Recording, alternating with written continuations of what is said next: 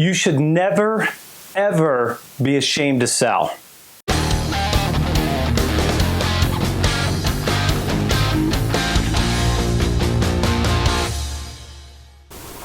Hey, it's Anthony Iannarino, thesalesblog.com, right here, youtube.com/Iannarino, author of The Only Sales Guide You'll Ever Need and The Lost Art of Closing, Winning the 10 Commitments That Drive Sales, due in bookstores August 8th, 2017. Look for the pre-order soon. And you should never, ever be ashamed to sell. And I took some notes about why not, and why I'm never ashamed to sell, and why I'm okay pitching a book, and why I'm okay making an ask. And the first and most important reason is that I believe in myself. I believe that I personally can help clients produce better results. It's not that I don't expect that my company's not going to have problems or that there aren't going to be challenges in execution, and that expectations can sometimes exceed what reality will allow someone to do, and not that there's going to be ever a time where it's not difficult to make real change inside another company. But your starting point for being comfortable selling is believing that you are there and that your presence alone can make a difference. And that means you need to go to the only sales guide you'll ever need. You need initiative, you need resourcefulness, you need determination, you need persistence, you need to be able to build consensus in teams of people. There's a whole bunch of things you need to be able to do. But when you believe in yourself, it doesn't matter what happens. You know, if the trains come off the track, you can do something about it. The second thing is that I believe in what I sell. I believe in what I sell. I believe in the company. I believe in the people at that company, that they're going to do great work. I believe that the solution is going to serve my clients better than anyone else. And that belief allows me to sell without any hesitation. And listen, if you don't believe in yourself, and you don't believe in your company, and you don't believe in the solution, people can tell. There's this incongruity when you're sitting in front of them and you're talking to them about what you sell, but they don't feel it, because what happens is you transfer your belief to them. So if you're skeptical about your own company, you're going to make your prospective client skeptical too. It just doesn't work.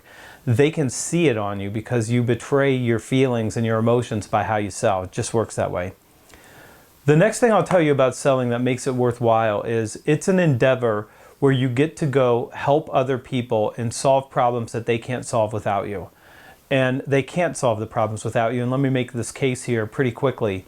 If your dream client could get the result that you could get them without you, and if your competitor could get them that result, they'd already be generating that result.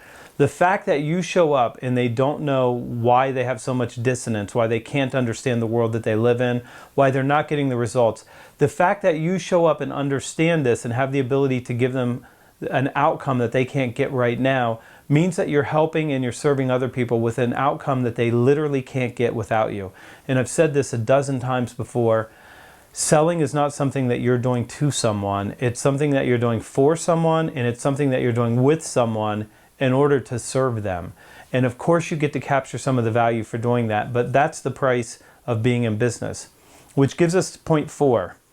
Businesses are designed to sell. And it's really interesting to me how many people have an aversion to selling, but every organization on earth that's a business sells. That's the whole design of the organization, is to bring a product or a service or a solution to market.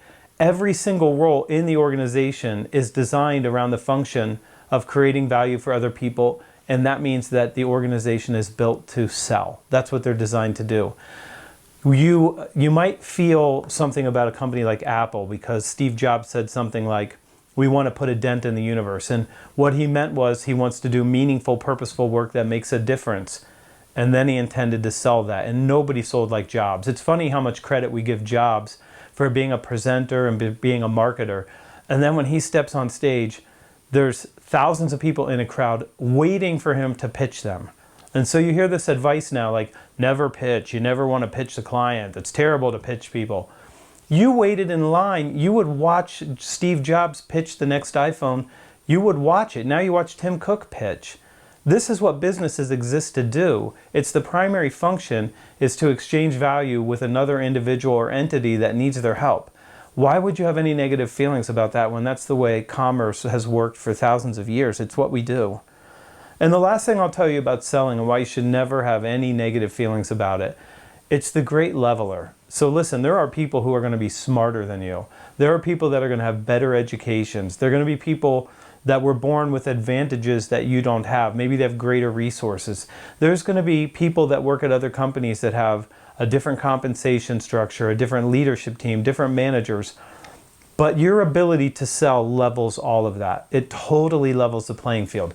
If you can sell, it doesn't matter if someone's smarter than you. If they can't sell, or if they won't sell, or if they harbor some negative emotions about selling, it's even. It's even Steven. It doesn't matter if they went to Harvard or they went to the community college.